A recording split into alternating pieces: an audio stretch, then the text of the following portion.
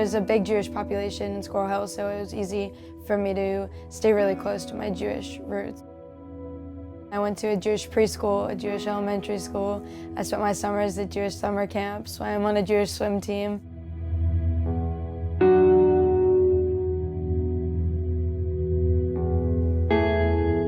My kids were very close with the rabbi at Tree of Life. And Tree of Life was a home away from home for us in a lot of ways.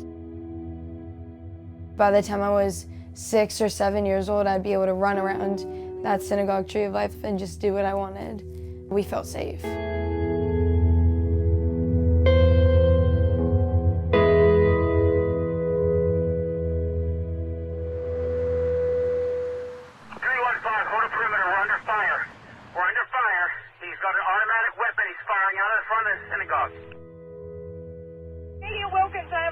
Shot in the hand. 3410, please send the medics up here.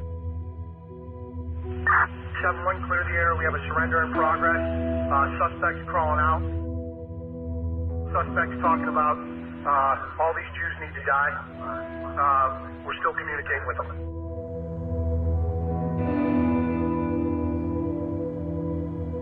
A gunman opened fire on the Tree of Life synagogue, and he shot 11 congregants dead.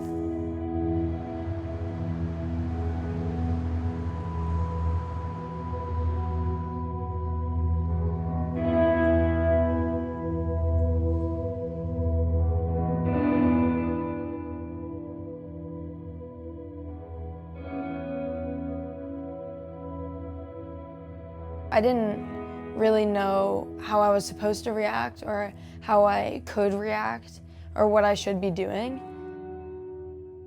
I think of Tree of Life and what happened there daily still. It's part of my everyday existence, part of the fiber of who I am and who my family is.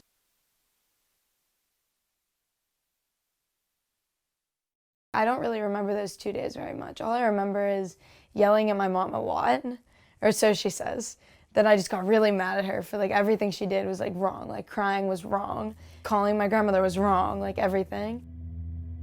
My children have all been scarred to different degrees, knowing people that were there, knowing where certain people were standing at the time that they were likely murdered.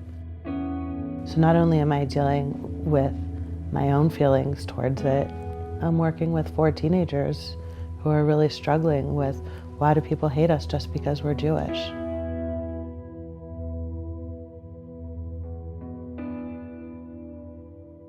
Everybody in our community has been affected in some way or another. I started going to therapy, and I've been diagnosed with PTSD, and I'm continuing to work through it.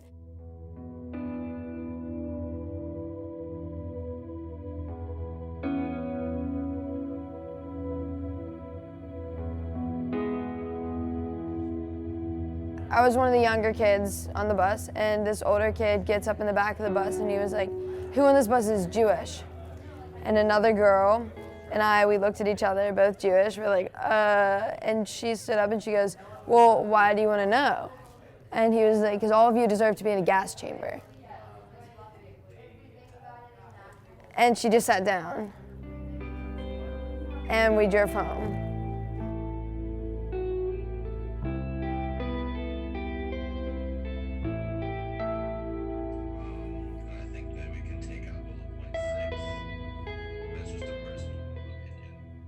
Yeah, I feel like our call to action is just like join the task force to do more. Kaylee has an extreme fire in her belly for change, and it's really something that she was born with and something that inspires her from within. I'm an activist because of the times we live in. I'm an activist because I simply cannot allow injustice to go unchallenged.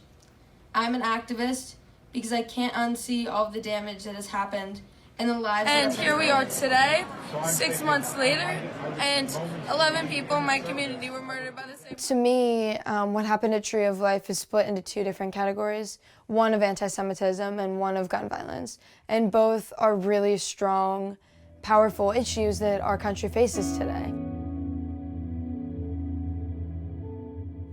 The Holocaust did not start with the gas chambers. It started long before with hate speech. Therefore, we need today to be vigilant. We are seeing a rise of anti-Semitism around the world, and particularly in Europe, in the United States, everywhere. This rise of anti-Semitism we are witnessing is being accompanied, if I may say it, with other forms of intolerance. We are seeing anti-Muslim hatred. We are seeing Christian minorities being targeted. We have to understand that your God is not better than my God. Your religion is not better than my religion. One of the most special moments after the shooting was on the Friday night, which was the first Shabbat after. There were hundreds of people from local churches lining the street of the synagogue to pave our way in, and everyone was holding a candle, and the kids who were too young to be holding candles just stood there with hearts, and nobody spoke. Everyone had tears, and there was so much comfort because we were scared to go to synagogue. I will never be able to put into words how much that meant to me. The Office of the Special Advisor on the Prevention of Genocide is engaging with tech companies, namely Facebook, to try to see how we can join this battle against those who are spreading hatred around the world.